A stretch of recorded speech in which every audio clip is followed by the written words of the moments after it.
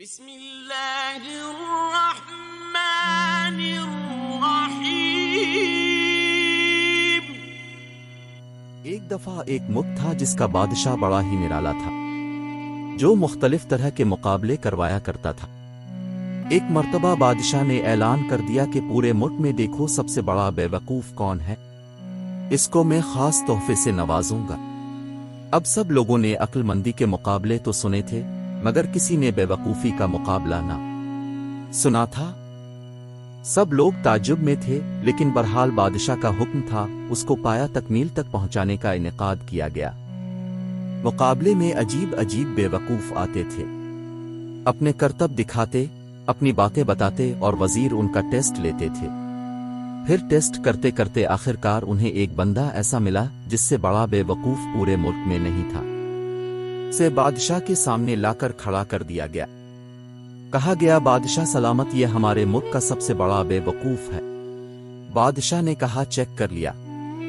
کہا چیک کر لیا۔ بادشاہ نے اپنی سونے جواہرات سے بھری مالا اتاری اور بے وقوف کو پہنا دی۔ بے وقوف بڑا خوش ہے کر گھر آیا۔ ابھی تھوڑے دن ہی ہوئے تو بے وقوف کو پتا چلا کہ بادشاہ سلامت بڑے بیمار ہیں۔ بے وقوف نے ارادہ کیا اور چلا گیا بادشاہ کے پاس۔ کہا، بادشاہ سلامت، کیا حال ہے آپ کا؟ سنا ہے بڑے بیمار ہو گئے ہیں۔ بادشاہ نے کہا، بس اب تو اس جہان کو چھوڑ کر جا رہا ہوں۔ بے وقوف نے کہا، اچھا آپ کہیں اور جا رہے ہیں؟ مزید کہنے لگا، کہاں جا رہے ہیں؟ اس کو یہ بھی نہیں پتا تھا کہ مرنا بھی ہوتا ہے۔ تو بادشاہ کہتا ہے، میں اس دنیا کو چھوڑ کے دوسری دنیا میں جا رہا ہوں۔ بے وقوف نے کہا، اچھا تو بادشاہ سلامت یہ بتائیے کہ ادھر میں دیکھتا ہوں آپ کا بہت بڑا محل ہے، جدھر جا رہے ہیں ادھر مکان بنا لیا؟ تو بادشاہ کہتا ہے، نہیں، ادھر تو میں نے جھونپڑی بھی نہیں بنائی۔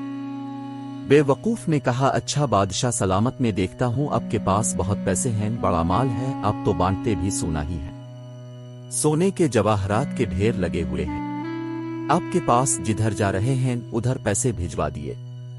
بادشاہ کہتا ہے، میں نے تو وہاں پھوٹی کوڑی بھی نہیں بھجوائی۔ پھر اس بے وقوف نے کہا، اچھا بادشاہ صاحب، میں دیکھ رہا ہوں آپ کے آس پاس بڑے خادم، خادمائیں، کنیز اور غلام ہیں، ہر طرف آپ کے خدمت گار ہیں، جدھر جا رہے ہیں ادھر کچھ غلام کنیز خادمہ بھجوائے نہیں؟ بادشاہ کہتا ہے، ادھر تو کوئی خادم نہیں ہوگا۔ اس بے وقوف نے وہ مالا اتاری اور بادشاہ کے گلے میں پہنا دی۔ کہا، حضور، پھر مجھ سے بڑے بے وقوف تو آپ ہوئے نا؟ آپ کو پتہ ہے آپ کہیں اور جا رہے ہیں، آپ کو پتہ ہے اس دنیا سے آپ کسی اور دنیا میں جا رہے ہیں، نہ گھر بنایا، نہ پیسے بھجوائے، نہ خادم بھجوائے، آخر کرو گے کیا؟ بے وقوف کی یہ بات سن کر بادشاہ تو کیا سب وزیر مشیر حیران ہو گئے، اور آج دیکھیے ہم دنیا کا مال جمع کرنے میں لگے ہیں، یہ پتا ہونے کے باوجود کہ اگلے جہاں میں یہ دنیا کا مال ہمارے کسی کام نہیں آنا۔ اس لیے بہتر یہ ہے کہ دنیا کے ساتھ آخرت کی تیاری کو بھی ترجیح دیں۔ اللہ ہم سب کو دین حق پر چلنے والا بنی۔